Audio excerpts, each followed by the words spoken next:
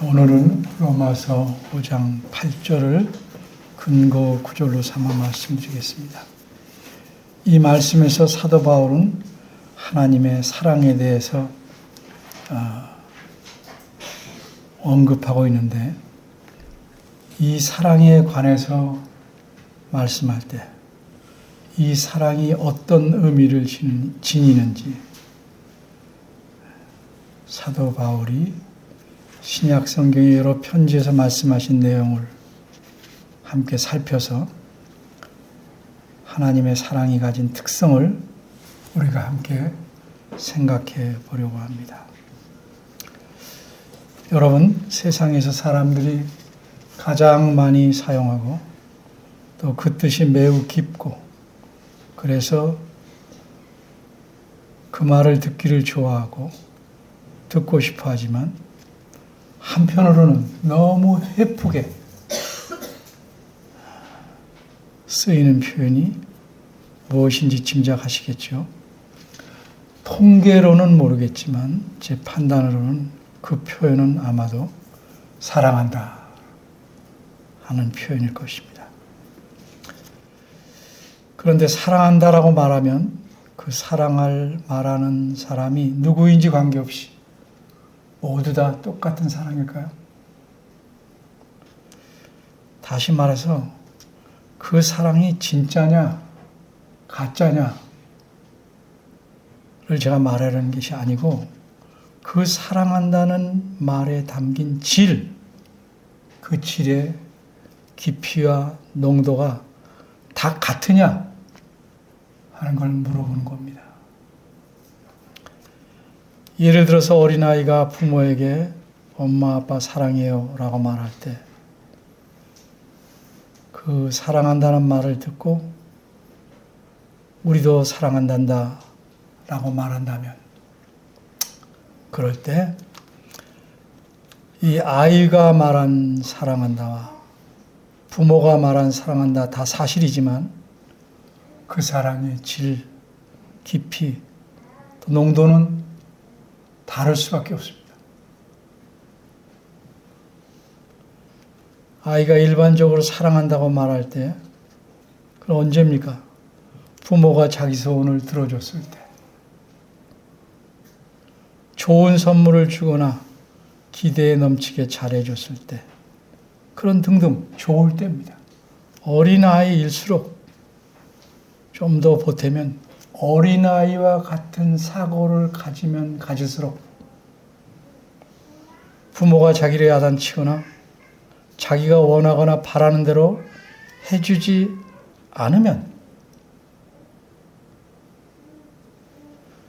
또 남편과 아내도 마찬가지예요. 형제들도 마찬가지. 사랑한다고 생각하지 않고 오히려 미워한다고까지 판단합니다.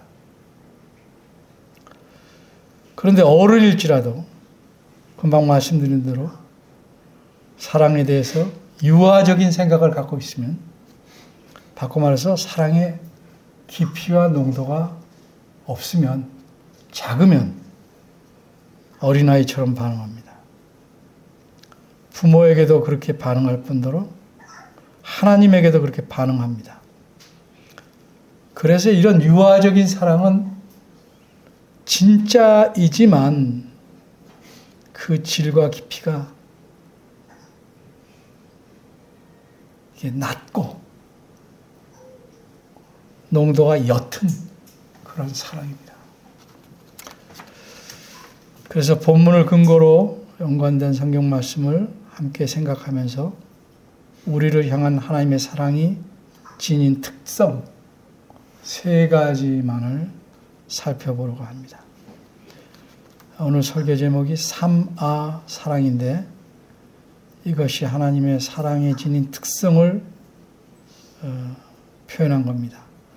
아자로 시작하는 3가지 특징, 3아 사랑을 말씀하려고 합니다. 그럼 이 3아는 무엇일까? 첫째, 아자로 시작하는 하나님의 사랑의 첫 번째 특징은 무엇일까요? 본문을 보면 그리스도께서 우리를 위해서 죽으신 것은 우리에 대한 하나님의 사랑을 확증해 주신 것이다. 이렇게 말씀합니다.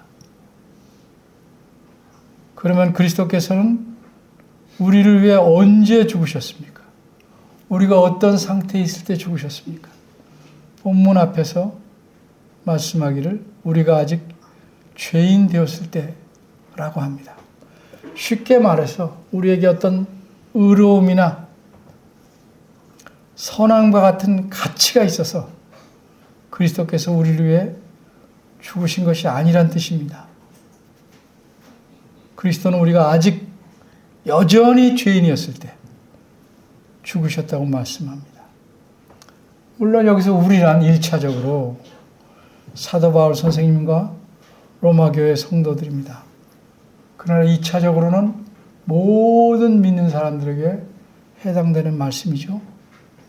그러면 이들은 언제부터 죄인이었어요?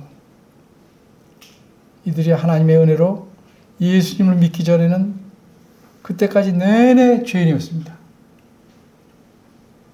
다시 말해서 이들은 죄악 가운데서 출생했고 죄악 가운데서 죄를 즐기며 죄 가운데 살면서 살아왔습니다.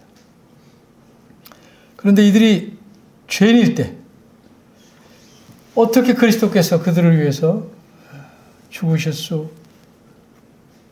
있었습니까?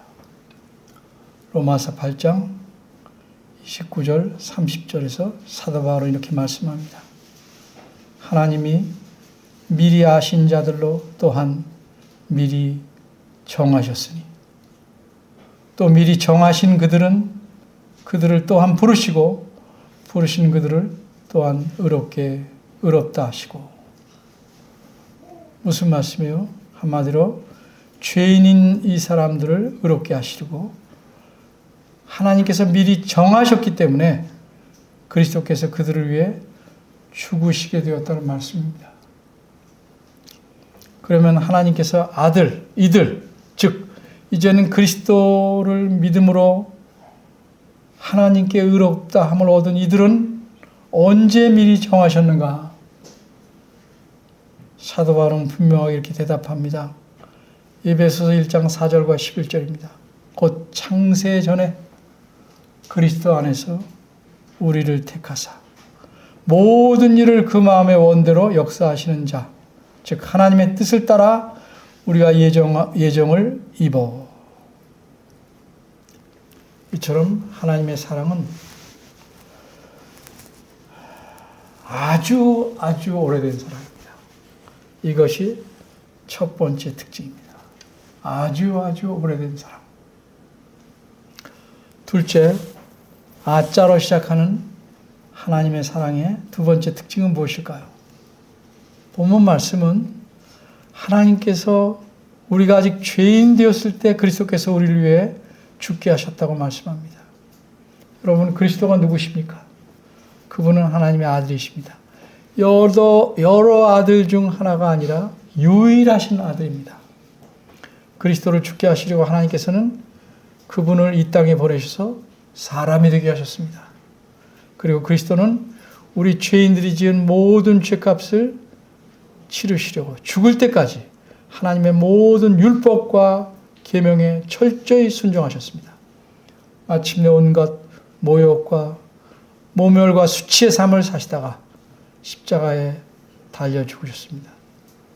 누구를 위해 이렇게 하셨습니까? 죄인을 위해. 그 앞에 7절을 보면 이런 말씀이 있습니다. 의인을 위해 죽는 자가 쉽지 않고 선인을 위하여 용감히 죽는 자가 호기거리와. 이 말씀이 무슨 뜻입니까?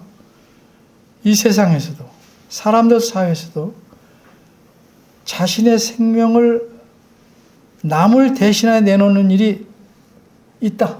근데 매우 드물게 있을 수 있다. 그러나 그것은 의인이나 선인 같은 그렇게 내놓을 만한, 자기 생명을 내놓을 만한 그런 가치를 가진 사람을 위해 대신 생명을 내놓는다는 뜻입니다. 바꿔 말하면 죽을 수밖에 없는 죄인을 위해 대신 생명을 내놓는 일은 결코 있을 수 없다는 뜻입니다. 그런데 하나님께서는 어떻게 하셨습니까? 죽을 수밖에 없는 죄인들을 위해, 그것도 자기 아들이신 그리스도를 죽게 하셨습니다. 그러기에 하나님의 사랑은 아낌없이 주시는 사랑입니다. 이것이 둘째 특징입니다. 셋째, 아자로 시작한 하나님 사랑의 세 번째 특징은 무엇일까요? 하나님께서는 그리스도를 우리 위에 대신 죽게 하심으로써 우리로 의롭게 하셨습니다. 그러면 여기서 이제 하나님 사랑은 멈췄습니까? 끝났습니까? 아닙니다. 로마서 8장 30절 말씀 뒷부분을 보면 이렇게 말씀합니다. 의롭다 하신 그들을 또한 영원롭게 하셨느니라. 사람이 예수 그리스도를 믿으면 하나님께서 의롭게 해주십니다. 그리고 그 사람은 자기 인생을 하나님 안에서 살아갑니다. 이렇게 인생을 살아가는 동안 하나님께서는 그를 어떻게 하십니까? 한마디로 그의 삶을 모두 책임지십니다. 그래서 사도 바울은 이렇게 말씀합니다. 로마서 8장 32절입니다. 자기 아들을 아끼지 아니하시고 우리 모든 사람을 위하여 내어주시니가 어찌 그 아들과 함께 모든 것을 우리에게 은사로 은혜의 선물로 주시지 아니하시겠느냐. 이뿐만 아니라 이러한 사실을 로마서 8장 28절에서는 조금 다르게 이렇게 표현하고 있습니다. 하나님을 사랑하는 자, 그 뜻대로 부르심을 입은 자들에게는 모든 것이 합력하여 선을 이루니라. 우리의 실수까지도, 잘못까지도. 물론 거기에 대한 책임이 우리 삶에 나타날 수밖에 없지만 그러할지라도 하나님의 의도에서 처지거나 떨어지지 않도록 모든 것을 합력하여 하나님이 원하신 바 선을 이루도록 하십니다. 그리고 마침내 이렇게 하나님의 책임 아래 인생을 살다가 마친 사람들은 하나님께서 어떻게 하십니까? 영화롭게 하셔서 자신과 함께 영원히 하나님 나라에서 살게 하십니다. 그러므로 하나님의 사랑은 이 세상에서 끝난 그런 사랑 아닙니다. 아직 끝나지 않은 사랑입니다. 모두 7자예요. 그렇죠? 아주 오래된 아낌없이 주시는 아직 끝나지 않은 이 세 가지 특징을 가진 것이 하나님의 사랑입니다. 우리는 이미 이런 하나님의 사랑을 넘치게 받았고 지금도 계속해서 가득가득 누리고 있음에도 불구하고 이 하나님의 사랑에 대해서 자꾸 깊이 인식하고 깨닫지 못하면 우리는 하나님의 사랑에 대해서 어떻게 반응할까요? 어린아이처럼 반응하게 됩니다. 이 어린아이 같은 유아적인 사랑은 어떤 사랑일까요? 그 사랑, 이 유아적 사랑의 특징을 전 4가지로 이렇게 표현하고 싶습니다. 원투 미소,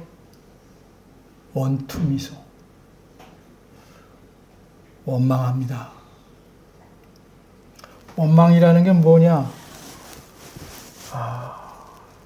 내 이 잘못되고 힘든 게 다 저 사람, 저분 하나님의 탓이다.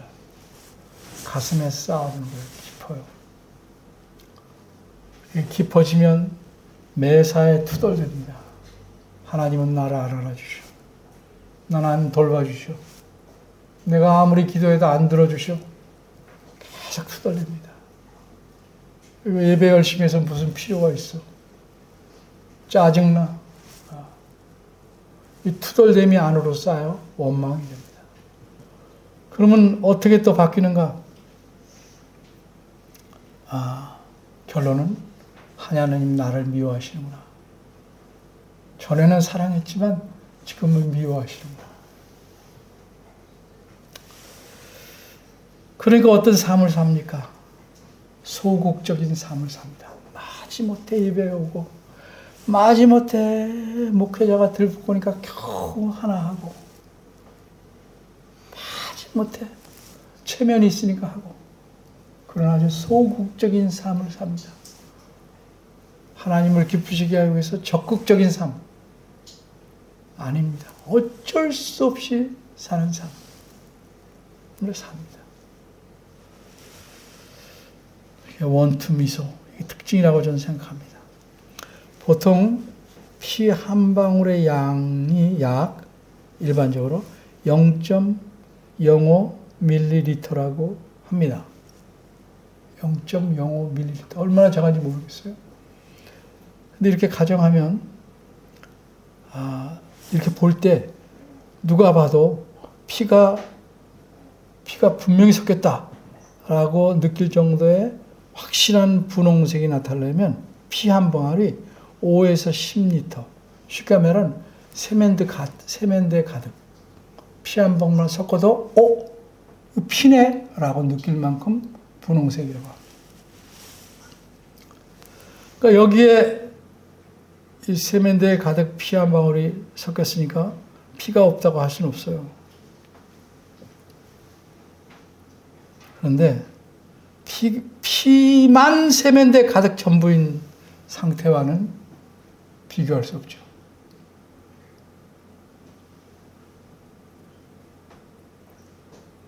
우리가 하나님에 대해서 보이는 사랑이라는 것은 피 한 방울 정도일 거예요. 세면대에 똑 떨어진 피 한 방울. 그것도 진짜죠. 근데 하나님께서 우리에게 베푸신 사랑은 어떻습니까? 비유하자면 세면대에 가득 찬 핏덩어리 그 자체입니다.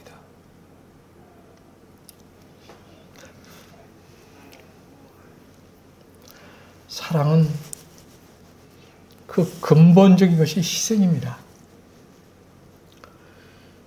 여러분은 하나님을 위해서 어떤 희생을 하셨습니까?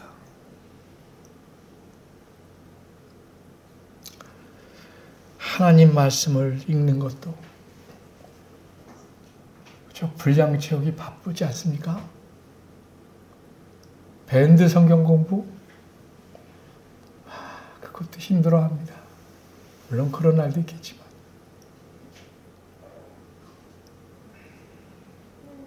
하나님 말씀을 좀 더 이해하기 위해서 책 읽기 어떻게 하면 안 하려고 그럽니다.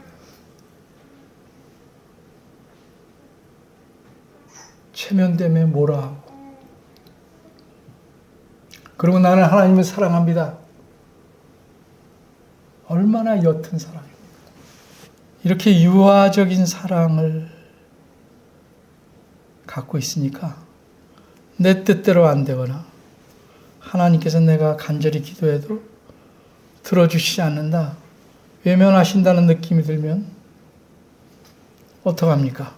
투덜대고 원망을 품고 지치고 가라앉습니다.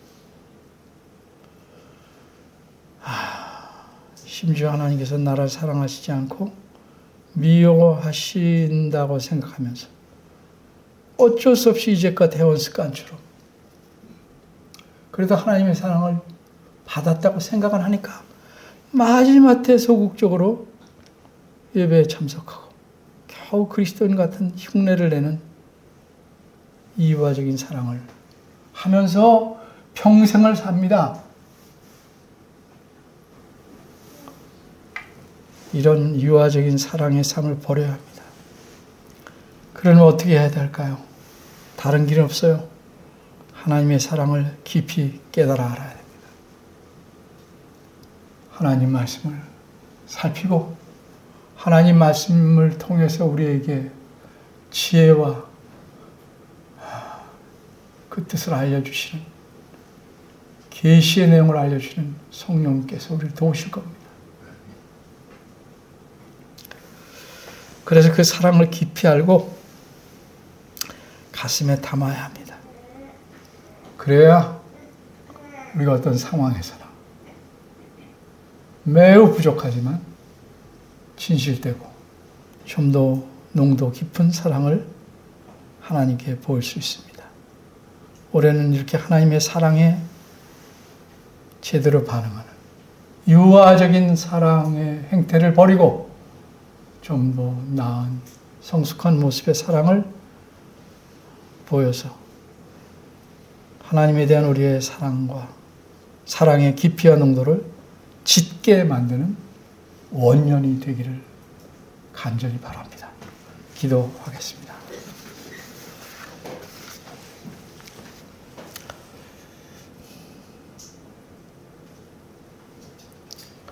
사랑의 하나님, 수없이 우리가 사랑을 말하지만 허공을 도는 메아리처럼 공허합니다.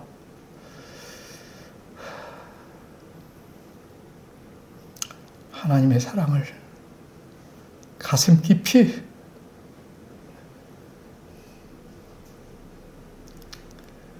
깨닫게 하시고